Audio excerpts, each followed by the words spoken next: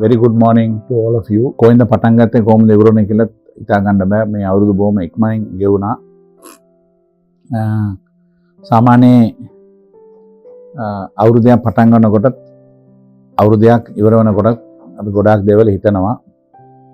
පළවෙනි එක තමයි අවුරුද්ද පටන් ගන්නකොට අපිට මුළු මාස 12ම ලොකු වයිකීමක් තියෙනවා මේ ආයතනය කොහොමද ඉස්සරහට ගෙනියන්නේ කියන එක. ඒක විශේෂයෙන් සේවකයන්ගේ වෙල්ෆෙයාර් එහෙම නැත්නම් මැනේජ්මන්ට් එකේ sales marketing issues future business development ගොඩාක් දේවල් හිතන්න ඕන. එතකොට අවුරුද්දක් ඉවර වෙනකොට අපි හිතනවා මේ අවුරුදු මේ විදිහට සක්සස්ෆුලි කරා එහෙම නැත්නම් අපි බලාපොරොත්තු වෙච්ච විදිහට 100% උනේ නැහැ. ඒක මොකද අඩුපාඩු උනේ. ඒවා ගැන හිතලා ඊළඟ අවුරුදු වලට මේකට වඩා හොඳ වර්ෂයක් විදිහට අපි ගෙනියන්න අපි මේ කරන උත්සාහ කරනවා. දැන් ඊළඟට විශේෂයෙන් මාල්බෝ ගැන කතා කරොත් අපි 1989 පටන් ගත්තේ. දැන් අවුරුදු 30කට වඩා කාලයක් අපි මේ බිස්නස් එක හොඳින් කරගෙන යනවා. මේ බිස්නස් කරගෙන යනවා කියලා කියනකොට ගොඩාක් දේවල් අපි හිතන්න ඕන. මේ බිස්නස් එක හොඳින් කරගෙන යන්න අපිට කවුද කණුවක් විදියට ඉඳලා අපිට උදව් කරේ? එකක් කස්ටමර්ස්ලා. කස්ටමර්ස්ලා නැතුව කිසිම ආයතනයක් ඉස්සරහට ගෙනියන්න බෑ.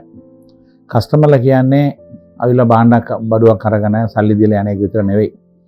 අපි මොනවාරි සේල් එකක් කරාම ඒකේ ආෆ්ටර් සේල් සර්විස්, ඒකේ රිපෙයාර්ස්, ගැරන්ටි, ඒකේ තියෙන අඩුපාඩු හැම දෙයක්ම අපි කොයි වෙලාවත් මාල්බෝ බලනවා.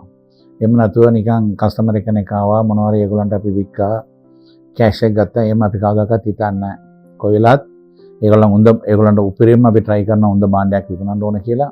ඒ වික්කට පස්සේ ඒගොල්ලන්ට ආෆ්ටර් සේල්ස් සර්විස් ගැන අපි ගොඩාක් දුරට අපි හිතනවා. ඒක දෙවෙනි එක එම අවුරුදුම ලංකාවට විශේෂයෙන් අපි බෙදිලි ශේෂ්ත්‍රයේ ඉන්න නිසා පිටරටේ මොනවාරි අලුත් ටෙක්නොලොජියක් යනකොට අපි ඒවා ගැනලා මේ ඉන්න කස්ටමර්ස්ලට අඳුරලා දීලා පරණ ඒවා වලින් තියෙන අඩුපාඩු අදාගෙන අලුත් ටෙක්නොලොජියට යන්න කොයිලත් අපි උත්සාහ කරනවා. ඊළඟට කොච්චර පාරිභෝගික හිටියොත් හරි එහෙම නැත්නම් කොච්චර අපි සක්සස්ෆුලි කරොත් හරි මාල්බෝ ස්ටාෆ් ටීම් එක නැතුව අපිට මුකුත්ම කරන්න බෑ. ඒගොල්ලන්ගොත් ගොඩාක් කැප වෙලා නිවාඩු දවස් බලන්න නැතුව, රෑ දවල් බලන්න නැතුව, ඒගොල්ලන්ගේ ෆැමිලි කමිට්මන්ට්ස් උත් අමතක කරලා අපේ ආයතන ගැන ගොඩාක් හිතලා වැඩ කරන කට්ටිය ඉන්නවා. මම ඒගොල්ලන්ටත් ගොඩාක් ස්තුතිවන්ත වෙනවා. ඒ වගේම කස්ටමර්ස්ලාට ගොඩාක් මම ස්තුතිවන්ත වෙනවා. අපි පාලමක් වගේ එක පැත්තෙන් කස්ටමර්ස්ලා එක පැත්තෙන් මාල්බෝ ස්ටාෆ්ස්ලා මේ උඩින් තමයි යන්න ඕන. එතකොට කස්ටමර්ලා ගැන හොඳට අපි බලන්න ඕන. ඒ වගේම අපේ ස්ටාෆ්ස්ලා ගැනත් බලන්න ඕන. අපි දෙකොල්ලම හරියට බැලුවේ නැත්නම් අපි මේ බිස්නස් එක සක්සස්ෆුලි අපිට කරගෙන යන්න වෙන්නේ නැහැ. ඉතින් අපි කොයි වෙලාවත් හිතනවා කස්ටමර්ස්ලාගේ සුබ සාධන ගැන, ඒගොල්ලන්ගේ වෙල්ෆෙයාර් ගැන කොයි වෙලාවත් උපරිම මොනවද අපි ඒගොල්ලන්ට කරන්න පුළුවන්. ඒගොල්ලන්ගේ අඩුපාඩු මොනවද? ඒගොල්ලන්ගේ ඒ වගේම කස්ටමර් සයිඩ් එකේ අර මම මුලින් කියපු වගේ සේල් එක කරනවා විදියම ආෆ්ටර් සේල් සර්විස් අපි හිතලා බලන්න ඕන. ඊළඟට අලුත් ටෙක්නොලොජි ගැන අපි හිතලා බලන්න ඕන. ඉතින් ඒ වගේ ගොඩාක් දේවල් අපි කරලා තමයි මේ අවුරුදු ජනවාරි පටන් ගත්තම දෙසැම්බර් ඉවර වෙනකොට කොහොමද බොහොම සක්සස්ෆුලි මේ අවුරුදු අපි ඉවර කරලා ඊළඟ අවුරුද්දට අපි යන්නේ කියලා අපි කල්පනා කරන්නේ.